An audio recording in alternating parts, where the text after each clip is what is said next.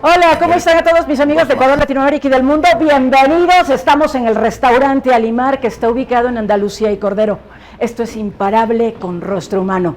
Todos conocemos ya las facetas políticas. Ahora queremos conocer al ser humano, a la persona.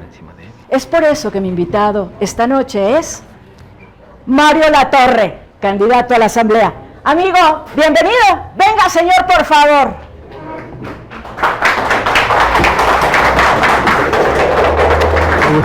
Sigue, por favor. Así que me contaron que estás de cumpleaños de esta noche. Ah, sí. ¿Cuántas primaveras estamos cumpliendo? Un poquito menos que el presidente Correa. ¿Cuánto es eso? 59. 59 años. Sí. 59 años. Jovencito, ¿eh? Bien vividos, bien trabajados. Mi Mario, ¿sabes qué? Nosotros aquí queremos conocer algo diferente. Y es por eso que vamos a trasladarnos desde que eras niño. ¿Dónde nació Mario? Bueno, nací en Guayaquil. Esa fue mi sitio de nacimiento, aunque mis padres son de Chimborazo. Entonces... Padres serranos. Sí, padres serranos. Y bueno, nosotros de 5 hermanos, 4 nacimos en Guayaquil. Mi hermana mayor nació en Riobamba. Ok. ¿Qué fecha naciste? Exactamente el 28 de abril. ¿Hoy estamos? 26. Ah, te estamos festejando antes, o sea, mejor dicho, 26, 27, 28. Ah, no, pues qué manerita. Así se festejan los cumpleaños, caray. Una semana antes y una después. Sí, como debe ser. Así. Como debe ser. Mi Mario, queremos saber un poco, cuéntanos un poco de tus papis. ¿Quiénes son tus papás? ¿Qué hacían tus papás? Bueno, mis padres, un ejemplo de vida, un lujo de padres. ¿Cómo se llama tu padre? Mi papá se llama Luis Latorre, y él siempre fue un empresario. Él siempre tuvo ideas empresariales, gerenciaba empresas, gerenciaba importadoras, y luego pues ya cuando yo estaba en una edad de unos 18 años, él puso negocios de comercio, de productos alimenticios al por mayor. Entonces yo estaba saliendo del colegio cuando ya mi padre nos involucró en ese mundo comercial, y estuve involucrado más de 20 años en ese tema. ¿Y tu mami? Mi madre era una persona, Ana Latorre, Ana Salazar. Ya se nos adelantó. Sí, y ella era una profesional de la rama de belleza. Entonces siempre estaba en relación a las señoras de la ciudad de Guayaquil. Eso también me permitió tener un roce con personas de otro nivel, que siempre buscaban a mi madre para que les haga los arreglos de sus cabelleras, ¿no? Ah, mira, óyeme, tú siempre ¿tú naciste en Chimborazo? No, en Guayaquil. En Guayaquil. Tus padres son de Chimborazo. Todos los hermanos menos uno nacieron en Chimborazo, en Guayaquil, y uno nació en Chimborazo. Así es. O sea que toda tu niñez realmente te pasabas por... ¿En qué barrio naciste en Guayaquil? Bueno, en Guayaquil hay un barrio que es muy conocido, se llama el barrio La Astillero. Yo creo que a la edad de unos 8 años fuimos a vivir alrededor del colegio. ¿Eso está al sur, al centro, al norte? Eso prácticamente, hoy es centro, todo el centro, pero en esa época eso ya era el sur de la ciudad. O sea, obviamente había un poco más allá, pero eso era dirigiéndose hacia el sur. Y cuando nos preguntaban, bueno, ¿en qué sector? Siempre decíamos que era el sur, pero hoy en día eso es centro de la ciudad. Y luego de eso fuimos a vivir alrededor del colegio San José La Salle. Siempre, sí, perdón que te interrumpa. ¿Siempre fuiste una persona de clase media, alta, media? No, media hacia abajo, ¿no? O sea, en aquella época era muy marcado, ¿no? Lo muy alto, y el resto estábamos en un nivel que, gracias a Dios, mis padres eran muy trabajadores y siempre lucharon para que nosotros tengamos una educación buena, sana, importante, más allá de privilegios, ¿no? de cosas pues que estaban más allá de los alcances nuestros, ¿no? Pero siempre se preocuparon por el tema de la educación. ¿Recuerdas un poco tu niñez? ¿A qué jugabas? Yo recuerdo haber jugado, y verás que soy mujer y aún así, yo jugaba a las canicas, con las mamonas me las ganaba, les daba de quiños a los niños, por defender más a mi hermano que era más chiquito que yo, ¿no? Pero me encantaba jugar realmente. ¿Tú a qué jugabas? Bueno, y nosotros en aquella época era la pelota, la bicicleta, los trompos, las canicas, las bolas. Bueno, habían ciertos juegos, la correa escondida. ¿De qué se trataba la correa escondida? Justamente una correa se la escondía y al que encontraba la correa le entraba Pues con daba todo el toditas. mundo. Óyeme, qué divertido. ¿Y tienes amigos desde esa época hasta ahora? Por supuesto, o sea, todos son amigos prácticamente los que estuvimos en el colegio, ¿no? Porque mientras vivía alrededor, el patio del colegio se convierte en el patio de juego de todos los días. Y entonces sí, hay muchos amigos allí en ese grupo, ¿no? ¿En qué escuela estuviste?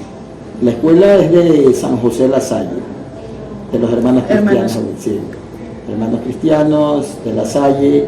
¿Siempre fuiste súper aplicado en la escuela? No, Yo no era de los aplicados, yo estaba de la mitad para abajo, no tenía ningún tipo de posicionamiento, era un niño del grupo, del medio, allí estaba, no era como otras personas, otros compañeros que sí se notaban que eran un poco más activos, un poco más visionarios, que cuando decía vamos a jugar pelota, vamos a jugar pelota, y si yo te decía vamos a andar en la bicicleta, íbamos a ¿Qué andar. deporte practicabas?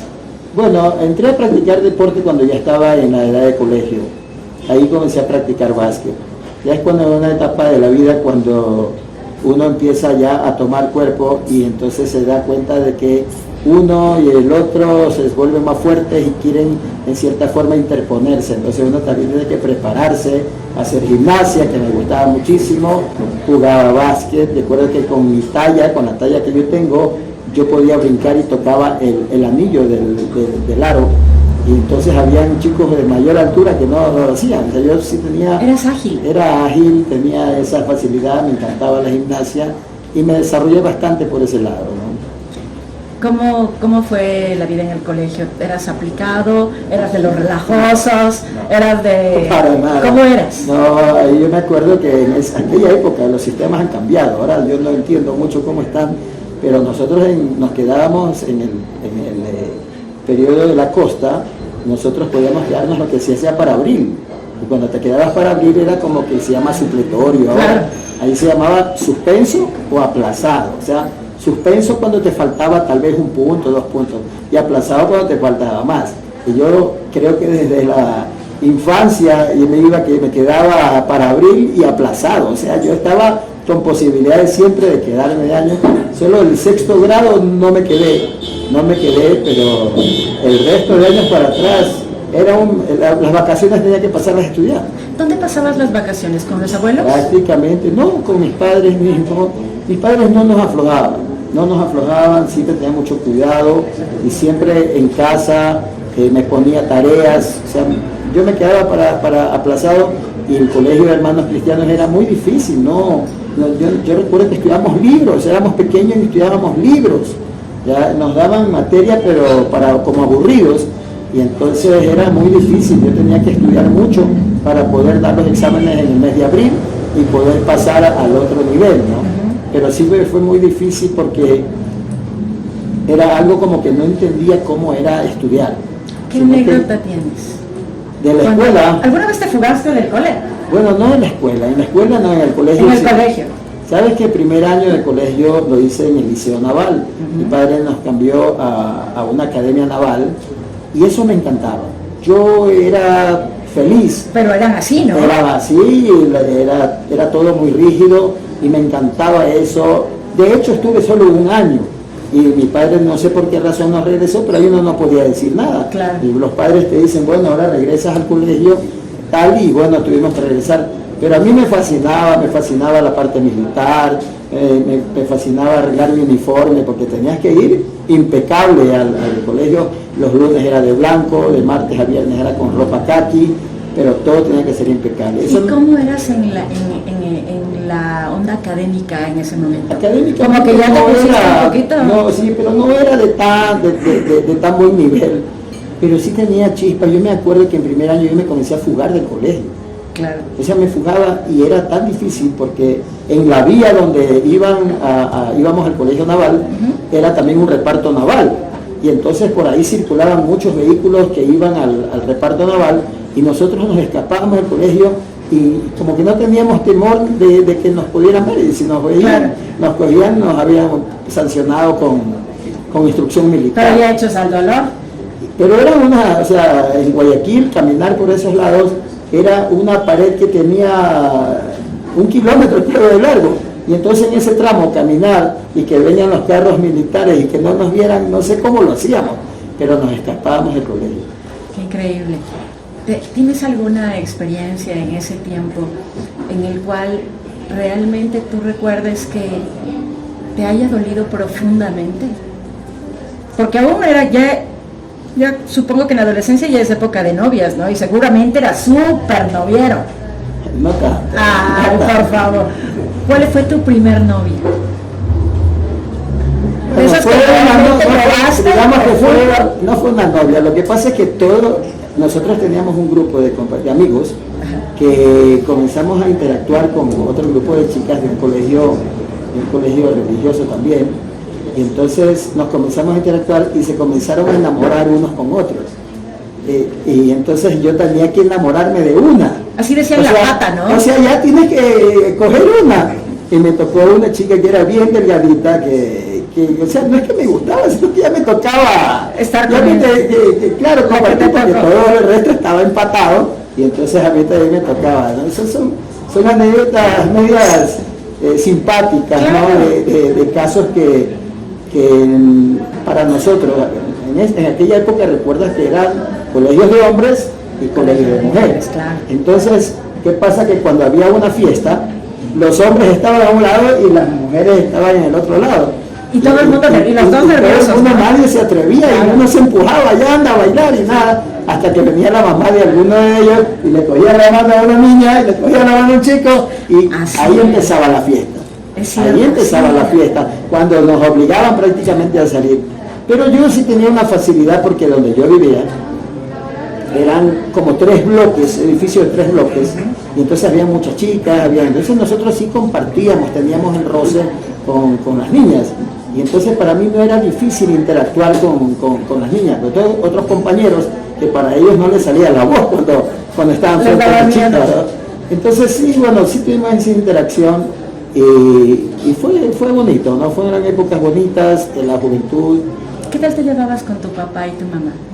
Con mi padre muy bien, muy bien. ¿Sí? O sea, yo siempre los vi. No, ¿nunca te llegó el chancletazo, el correazo? No, sí, claro, mi mamá tenía un látigo, que yo siempre me acuerdo, ese látigo que venden en las calles y todo, que tiene pelos. Y ese látigo... ¿Cómo se llamaba eso? Eso era para lo que sacaban de las vacas. El cuero de la vaca. El cuero de la vaca. Pero ese látigo... Yo me acuerdo que ese látigo, yo no sé si apestaba o olía feo, ¿no? Y a mí más me preocupaba que me vaya a dar un latigazo, que me deje oliendo a eso, que el mismo latigazo. Y por el olor, y yo le tenía terror al látigo. Sin embargo, mi madre nos hacía arrodillar a pedir perdón. O sea, cuando nos portábamos mal, de rodillas y a pedir perdón. Y creo que eso fue también lo que nos marcó en la vida, ¿no? Que nosotros hayamos ido a todos que estamos aquí le llegó chancletazo, ¿no? A toditos. Claro, mi papá en cambio era solo una patada así en la parte de atrás y olvídese, solo con la mirada, o como decíamos el carajazo, claro, suficiente, y ahí no había más. Eran otras épocas, ¿no? Qué bonitas eran. Sí, o sea, yo recuerdo que sí, nosotros respetábamos mucho. Yo no recuerdo jamás haberle levantado la voz a mis tíos, por ejemplo, jamás. Era algo que no era posible. Solo la mirada lo ponía uno donde debe estar. En jaque, sí, en jaque. Así es. Tú, ¿cuándo decidiste? ¿Tú llegaste a la universidad? Sí.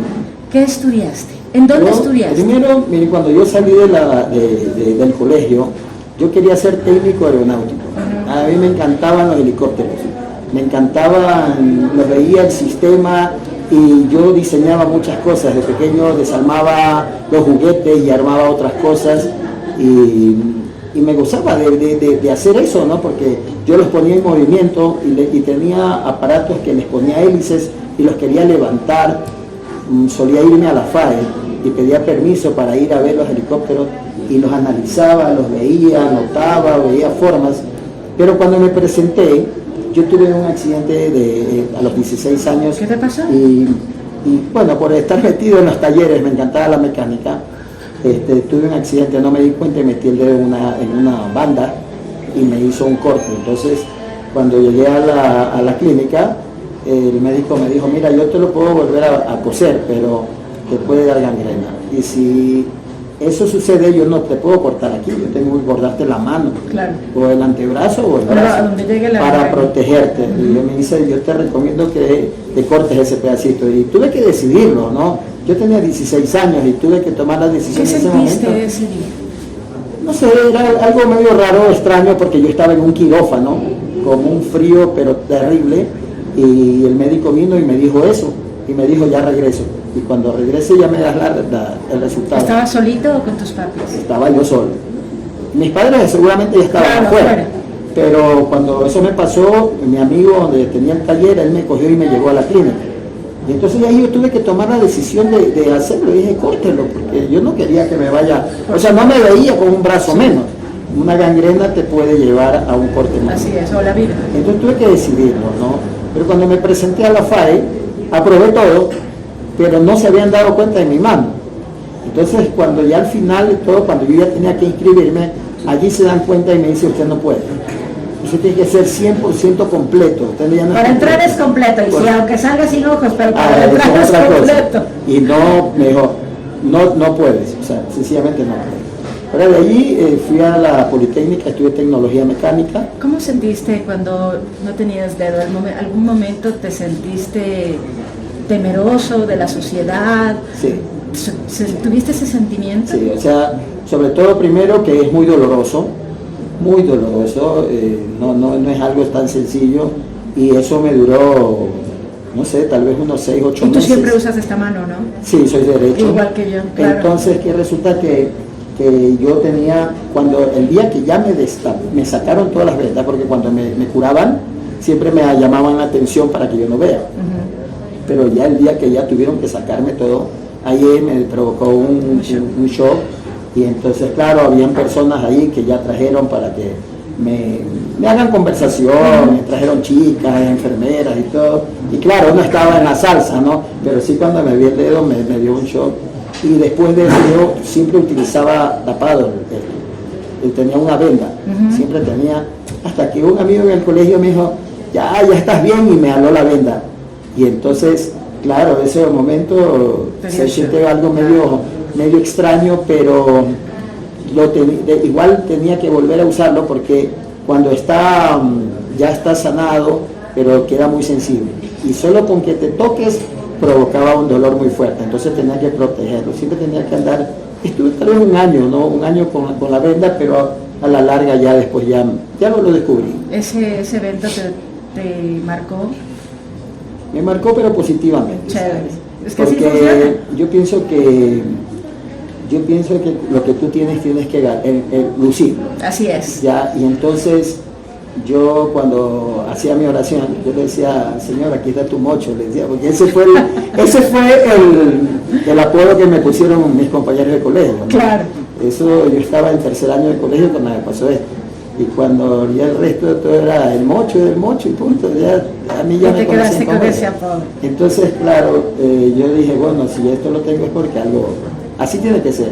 Exacto, así tiene que ser, y las cosas son perfectas. Lúcelo, siéntete diferente, siéntete contento, Y único. siéntete feliz, sí. Como es, exacto.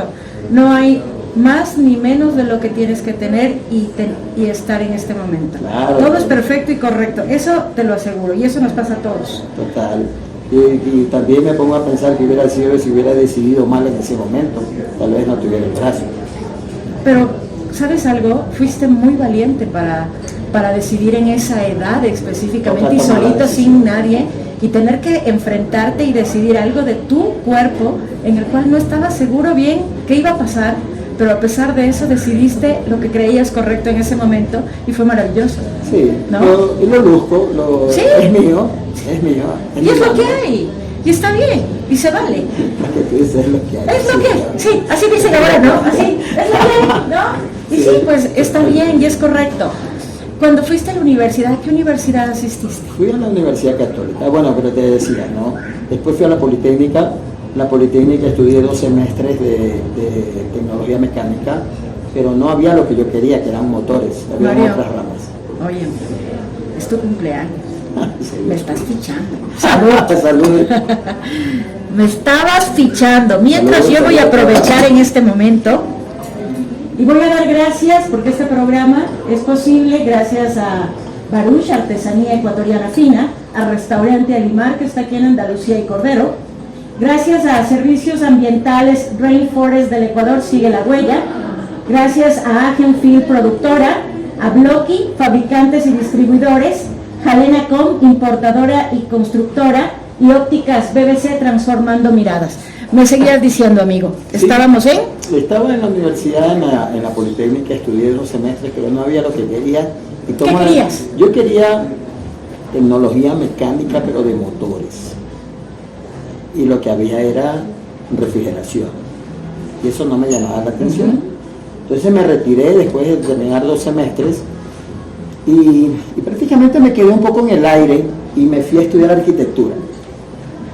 Y estudié 1 año de arquitectura y también me tuve que retirar de arquitectura porque yo era muy bueno para el dibujo lineal, pero para las fisonomías, para el dibujo artístico no era bueno.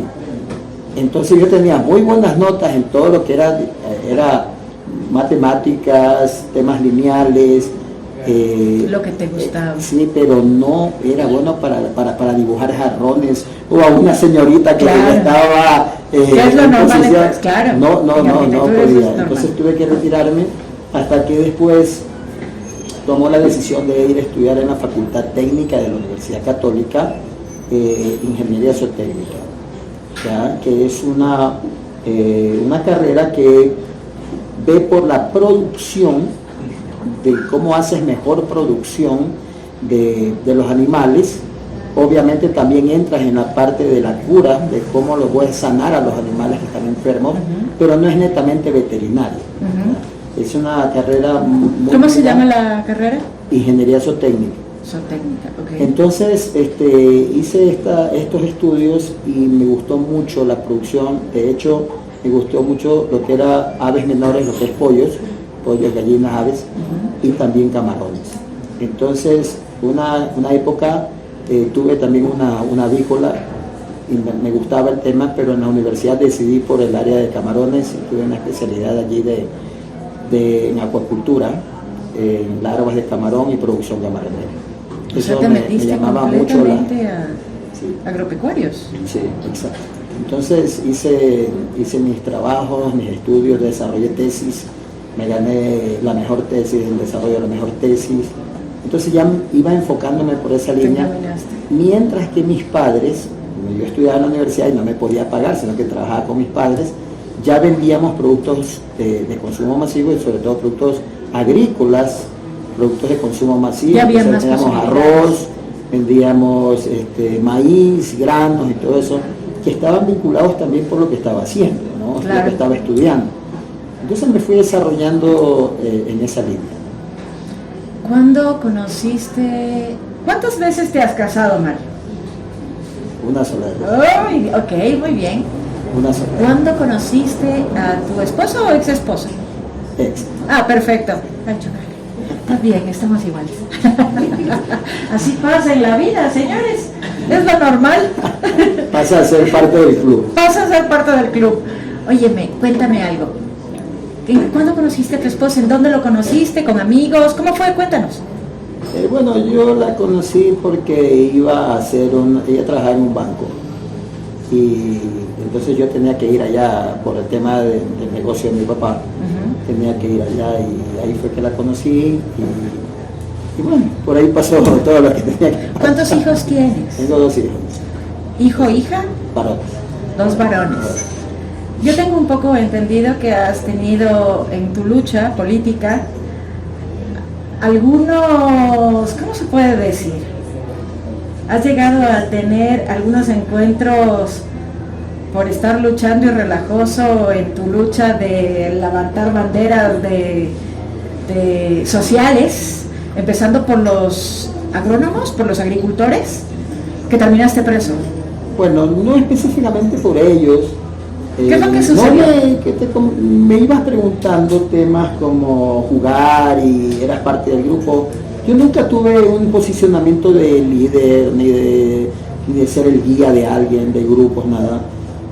No había eso en mí, ¿no? Hasta que cuando estaba yo trabajando con mi padre en el comercio, comenzó a haber un proceso de cobros por el SRI, cuando estaba esta señora Elsa de Mena y comenzó con los nuevos cambios. Y entonces el sector del comercio de Guayaquil, de los comerciantes de formales con negocios, se veían ya un poco apretados por estos nuevos reglamentos que se venían. Y entonces se comienza a reunir el comercio. Y nosotros tuvimos que armar una organización de comerciantes. ¿Cómo se llamaba? Se llamaba SOCOPROE, Sociedad de Comerciantes Progresistas del Ecuador. Se armó esa organización para reunir a todos los comerciantes para poder enfrentar la situación. Pero en poco tiempo el tema fue cambiando, porque León Febres Cordero, que estaba de alcalde, comenzó ya en sus últimos meses de gobierno municipal, comenzó a ¿En poner... qué año fue? ¿90s? 99, 98, 99. Aún Sucre, ¿no? Comienza así, claro, en el 2000 ya hubo la dolarización.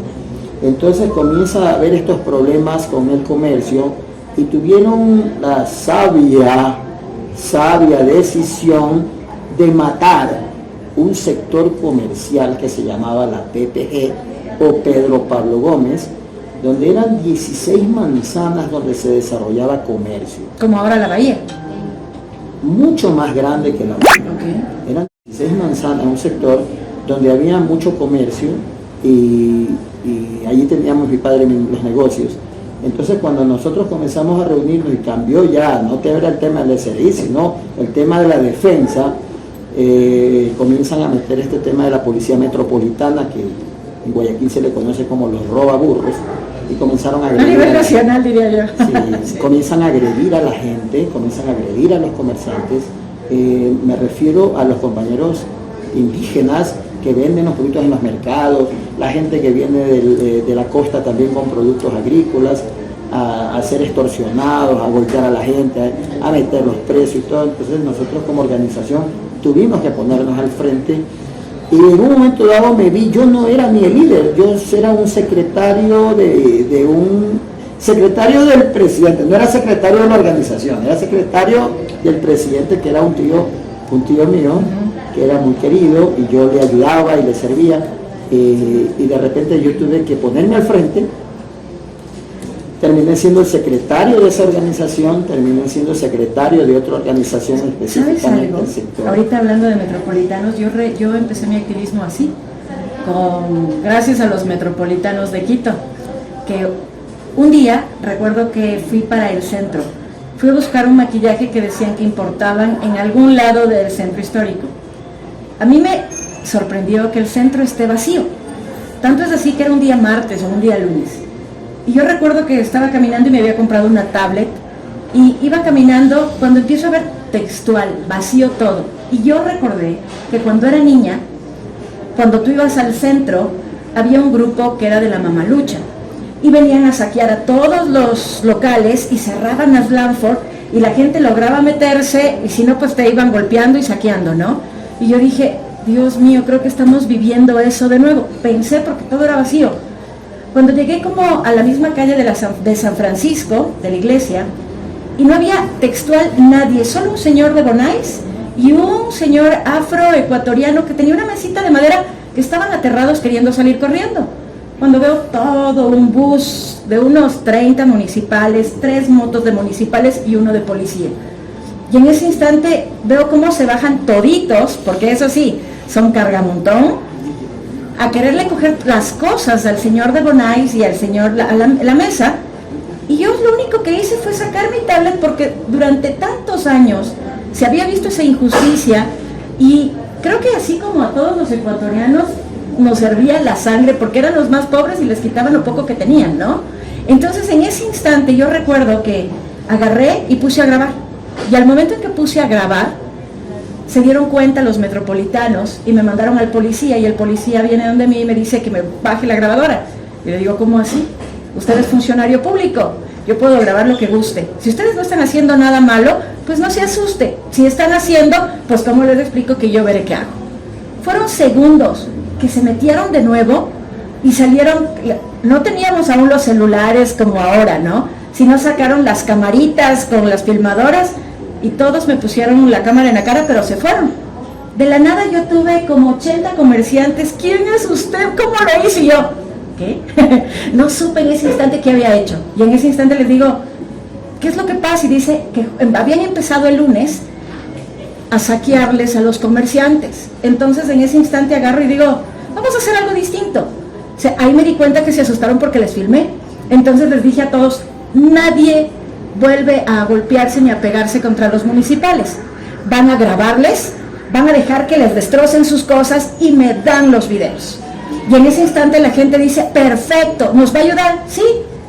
Agarré, yo estaba bajando y en la vicepresidencia hay esas casetitas y yo recuerdo haber parado a fumarme un cigarro, o sea, comprar un cigarro para fumarme. Y le escucho a las dos señoras que estaban ahí conversando, que decían, qué barbaridad, mijita. Si vio lo que le hicieron el lunes a la María, le mataron al guagua. Y digo, ¿cómo es que le mataron al guagua? Yo en ese instante solo escuchaba. Y dice, ahí me metí en la plática de estas dos señoras, y dice, es que llegaron los municipales y la María había dado recién a luz y le tenía el guagua atrás. Y ella estaba con su canastita vendiendo mote. Y ella no se dejó quitar el mote que estaba vendiendo de los municipales, y los municipales le rociaron el gas a ella y al bebé, y le asfixiaron al bebé y le mataron. Se terminó. En ese instante agarré y me fui a todos los medios, a todos los lados, nadie me hizo caso, nadie. En ese instante yo agarré y dije, tenía un Facebook con 300 personas, amigos y familia, fin del comunicado. Y en ese instante yo recuerdo que agarro y digo, ¿cómo le hago? Y me empecé a hacer amigas de toda la gente en el comercio, en esas páginas. Aún las redes funcionaban abiertas para todo y no teníamos bloqueos de nada, ¿no? En ese instante agarré y empecé a subir los videos de los comerciantes que me mandaban. Y yo les decía, no pueden ustedes pelear con los municipales, hagan lo que les digo y van a ver lo que pasa. Jueves, viernes, sábado, domingo, todos los medios de comunicación que no me quisieron hacer caso, el lunes estaban diciendo, las redes le quemaron al alcalde. Y dije, ¡ah, caray! Así funcionan las redes, qué maravilla. Así empecé yo mi activismo, por una injusticia. Sígueme diciendo, amigo. Yo no tenía, yo trabajaba con mi padre, hacíamos negocios, mi padre me iba ya encargando más del negocio y cuando en un momento dado me vi ya involucrado en el tema de defensa social, cuando de ser secretario en algún momento ya yo fui la cabeza principal de las organizaciones. Los enfrentamientos vinieron muy fuertes contra el Partido Social, contra prácticamente el Partido Social Cristiano, agrediendo al pueblo. Nos pusimos al frente, eso me ocasionó algunas veces, estuve preso, 5 juicios penales, como asaltante, como terrorista. ¿Qué te montaban? Me montaban los juicios y ahora sí estaba estudiando, me acuerdo también en esa época yo estudiaba Derecho, al tercer año estaba estudiando Derecho, fueron y sacaron toda la información mía como que yo no existía. O sea, no pude continuar estudiando porque no había registro de que yo estaba en la universidad. Y bueno, y fueron unas batallas bastante fuertes. Me hicieron quebrar el negocio, porque me clausuraban y mantenían cerrado, no puedes vender, no puedes pagar. Bueno, y eso fue desatando algo en mi persona, que en un momento dado, yo no habiendo sido líder de nada, resulta que estaba liderando procesos, ¿no? Ese mismo caminar me llevó a ser parte de una estructura política también, fui coordinador de una estructura política en Guayas. Luego de eso vino una candidatura a la alcaldía de Guayaquil, hicimos la presencia como candidato con representación de los comerciantes, de los sectores populares. Obviamente estábamos participando contra Jaime Nebot, contra Jimmy Jairala, o sea, eran mucho más. ¿Con qué movimiento o qué partido estabas? Estaba con un movimiento que se llamaba Patria Solidaria, que algún rato lo crearon, alguna estructura de aquí de un político de aquí de Quito. y la pedimos al carril, ¿no? Bueno, yo había sido también en cierta forma parte de Pachacuti, pero ahí aprendí cómo funcionan estas estructuras, ¿no? O sea, en este país, político que no haya estado en todos los partidos políticos, o sea, realmente no es político. ¿Por qué? Porque lamentablemente el Consejo Nacional Electoral, sigo diciendo que está secuestrado realmente y por eso no tenemos democracia. Entonces te toca estar en cualquier partido político para intentar ver si puede servir. Y eso les pasa a todos. Bueno, pero en realidad, o sea, a mí me iba tocando ir liderando porque yo fui coordinador provincial de Pachacuti, Guayas. Tenía la representación, representaba a todos los sectores indígenas, a los agricultores, a los campesinos, y de repente antes del acuerdo que hicieron con Luis Gutiérrez me quitaron la coordinación. Ah, mira. Me la quitaron, o sea, a pesar de ser el representante, el que estaba enfrentando los juicios, el que enfrentaba todo, después me la quitaron. Bueno, a tiempo después vino la candidatura a la alcaldía, no salimos por Pachacuti, salimos por Patria Solidaria, hicimos la representación. El ejercicio político tiene que darse, Así o sea, es. tienes que tener el fogueo político como para poder seguir avanzando, a pesar de que no veía a dónde yo iba, no veía, o sea, en ese momento solo actuaba y veía qué era lo que necesitábamos, cómo podíamos seguir defendiendo a la gente, hasta que en el año 2006 ya vino otro capítulo. ¿Cómo ahí es donde quisiste ya realmente ser candidato y empezar en la política por completo? ¿O qué te nació en el 2006? En el 2006 tengo yo la suerte de ser amigo y vecino y compañero de Rafael Correa. Ustedes estuvieron en infancia juntos. Por supuesto, nosotros somos... ¿Es de tu grupita de vecinos, amigos que decías? Ay, no, pues, o sea, claro. Entonces, claro, obviamente cuando yo fui a la Universidad Católica, él estaba en la Facultad de Economía. Yo estaba en la Facultad Técnica, él estaba en la Facultad de Economía. Luego de eso él ya se fue a hacer sus estudios fuera del país y yo continué acá, ¿no? Pero en el año 2006 nos volvemos a encontrar y él ya estaba como candidato habiendo salido del Ministerio de Economía y entonces me invitó a ser parte de su equipo de campaña. Prácticamente fue un año de campaña con él. Cuando se hizo conocer, recorrimos el país ubicando dirigencias, sitios. El país no lo conocía, más allá de la presencia de él corta en el Ministerio de Economía. Y entonces yo lo acompañé con un grupo de compañeros que estábamos en este proceso, y cuando ya Rafael ganó, me invitó a ser parte de su equipo de asesores. Y entonces ahí yo entré a otro mundo, que era el que antes éramos hacia la autoridad. Ahora Claro. yo estaba como autoridad. Ahora te tocó el otro bando. Y eso fue algo que me ayudó mucho, el haber estado en procesos sociales, Claro. que uno empieza a sentir cuál es la preocupación del dirigente, cuál es la base social que tiene, va empujando el dirigente para que resuelva los problemas. Entonces el dirigente, cuando se tiene que enfrentar, va nervioso, preocupado. Entonces, cuando yo estuve ya en el otro lado, yo cogía a los dirigentes y los invitaba a pasar y solucionamos los problemas, ¿verdad? El presidente Correa a mí me encargó recibir a toda persona que le viene a buscar a él. Entonces yo no me imaginé nunca que iba a atender 10 años al país. Es que, ¿sabes qué es increíble realmente? Que cuando conoces el trabajo que lo vas a realizar, las cosas se van dando, porque no es al azar, porque tú ya realmente tenías la mente de cómo eran los líderes, cómo se manejaban las bases de la gente pues que estuvo siempre contigo, y ahora estar al otro lado, pues sabías cómo se debía manejar pues para poder fusionar, y pues fue un éxito fue para una ti, ¿no? ayuda, fue una ayuda importante el haber pasado por todos estos procesos, de sentir lo que está sintiendo el pueblo, lo que están sintiendo los dirigentes, que me sirvió de base para poder actuar cuando ya estuve en la presidencia. Con Rafael Correa uno puede ser amigo, pero es amigo afuera. Adentro eres un funcionario y tienes que resolver. Y si no funciona o no tienes la capacidad, sencillamente no puedes estar allí. Sí, el hombre es un visionario. Yo vi mucha gente entrar y salir, pero yo entré con él y salí después. Y porque, no por tirarme flores, pero dimos resultados. Tú afuera del palacio no viste un solo conflicto. un solo conflicto, ¿no viste? En los 10 años, porque hubo la sensibilidad de resolver el problema de los ciudadanos, de las organizaciones a nivel del país.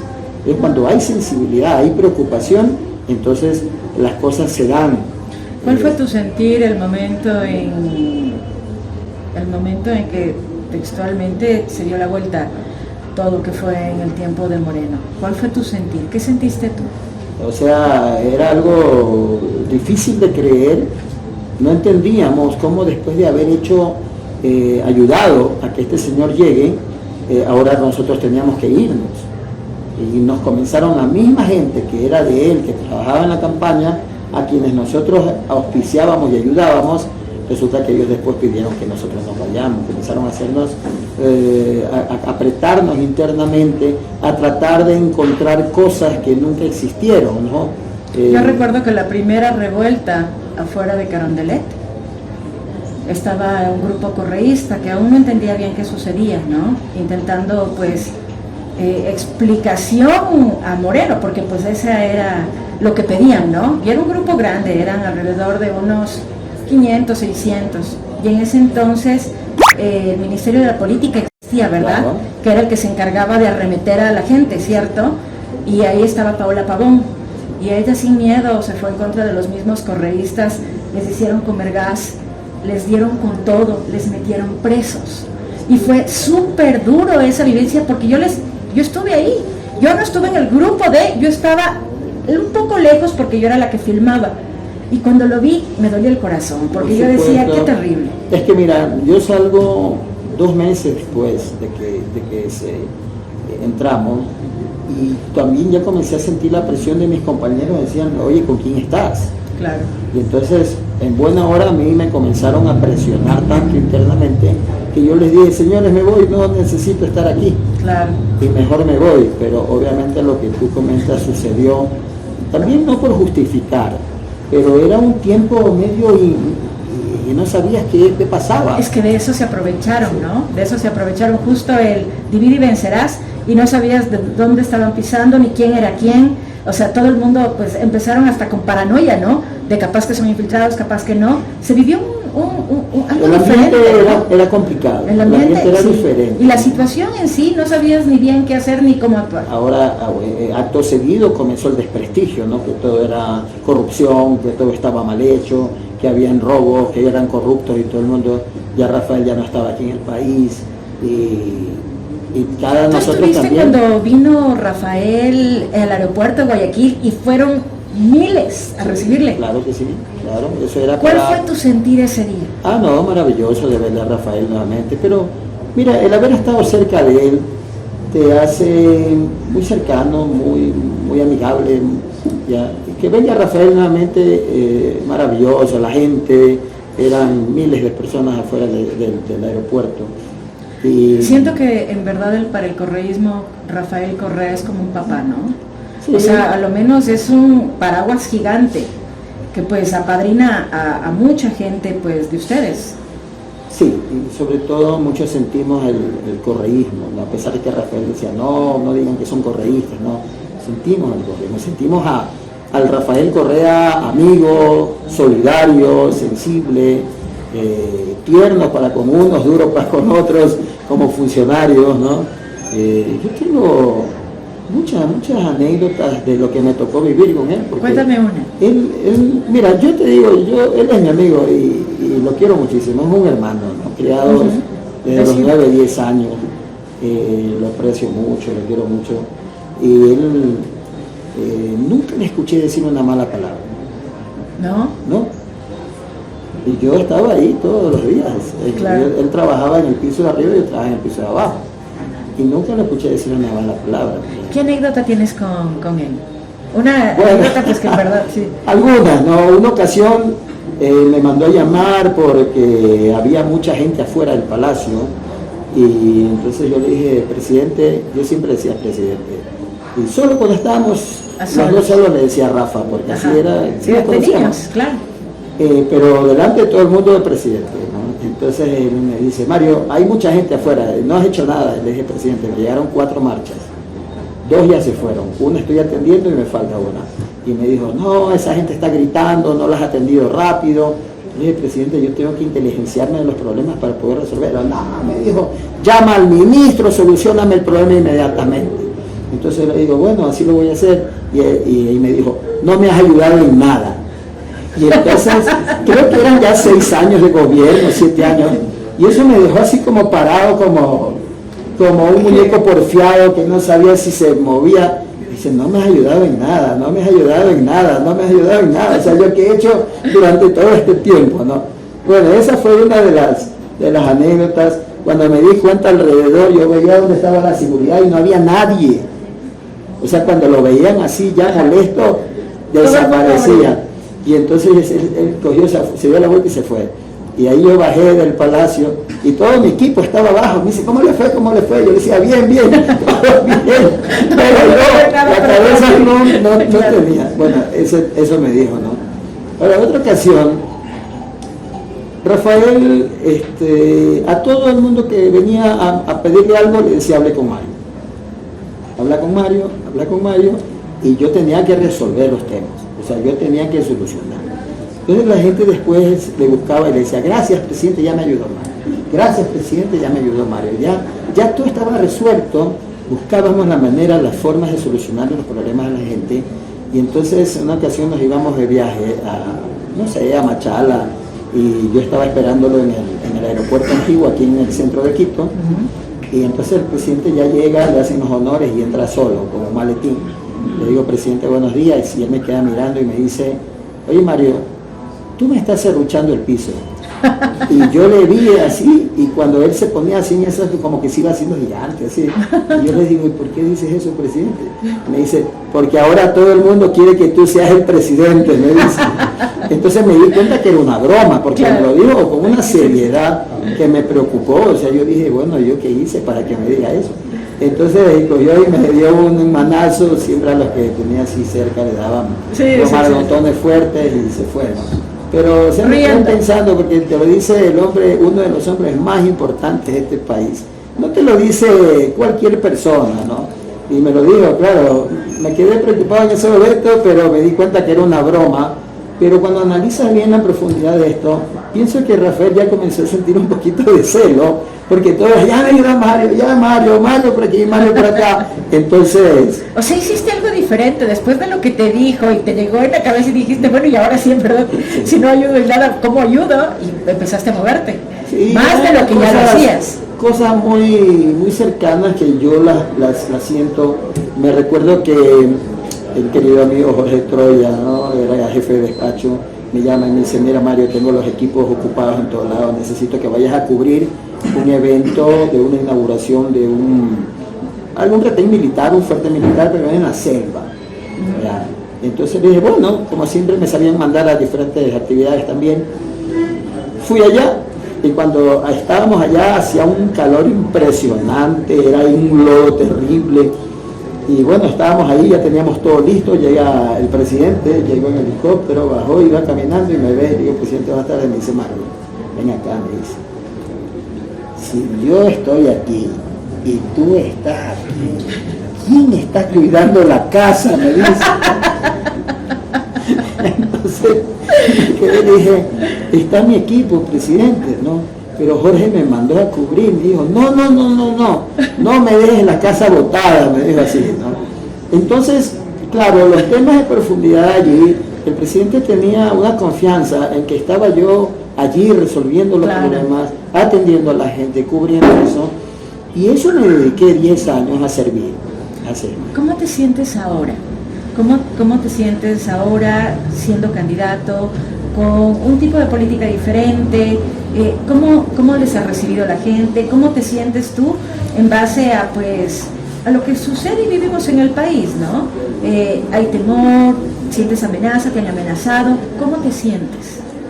Bueno, anticiparte algo, el día 23 de mayo del 2017, un día antes que el presidente salga ya del palacio, nos llamaron a los funcionarios más cercanos y uno por uno nos acercábamos donde él y él te decía unas palabras, te agradecía.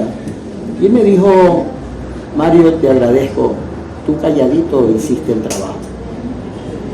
Y le dije, presidente, permíteme agradecerte a ti que me permitiste servirle al país y servir a tu gobierno. Y bueno, me abrazó, me agradeció. Bueno, mira, yo creo que terminé en los mejores términos con el presidente Correa. Hice lo que tenía que hacer, fui a servir. Siempre nosotros estuvimos en los Boy Scouts y teníamos el lema de siempre listos para servir, ¿no? O sea, eso es los Boy Scouts, algo que marcó nuestras vidas también, en el servicio, en la visión. Y bueno, yo hice mi trabajo, Mario, lo cumplí. ¿cuál es tu mensaje a esa Cámara? No como político, sino como otro ecuatoriano más. ¿Qué mensaje les das a los ecuatorianos de esperanza de lo que estamos viviendo ahora? Bueno, yo soy un convencido del servicio social. Pienso en los ciudadanos, pienso en los amigos, pienso en la gente, pienso en los sectores vulnerables. De hecho, cuando tuve la oportunidad que me dio el presidente Correa de ser uno de sus asesores y atender la Coordinación General de Atención Ciudadana, creo que me especialicé en una metodología, en ayudarlos en todos los aspectos.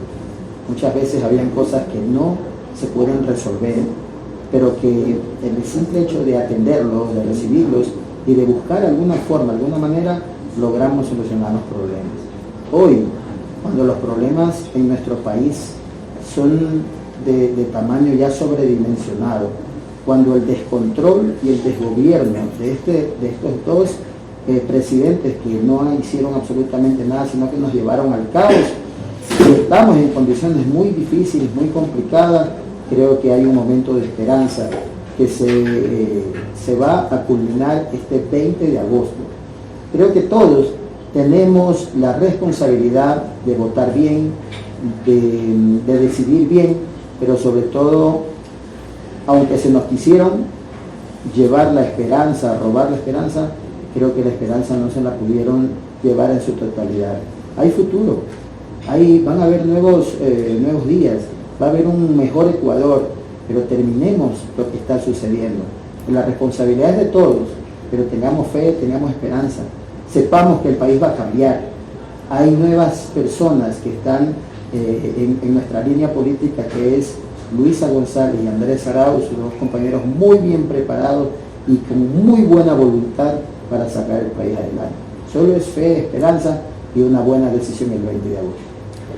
Como ven, ñaño, gracias por haber aceptado esta invitación, y todos los ecuatorianos están viendo que tenemos más cosas en común que diferencias. Así es. Por eso es unidad, porque somos ecuatorianos y tenemos la bandera amarillo, azul y rojo por todos y para todos.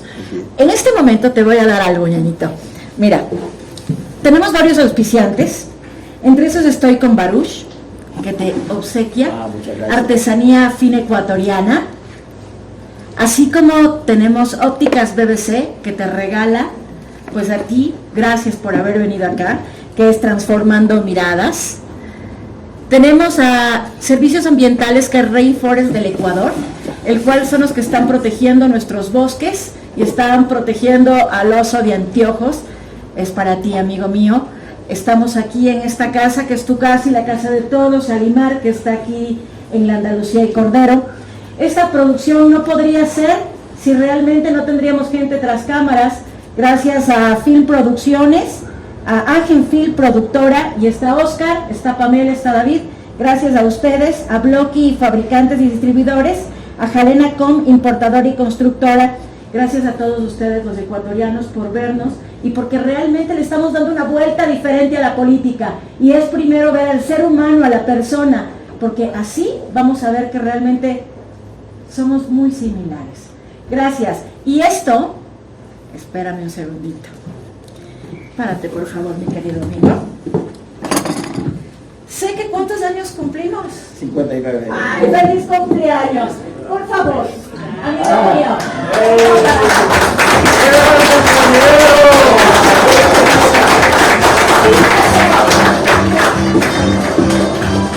¿Ya lo tienes? Venga.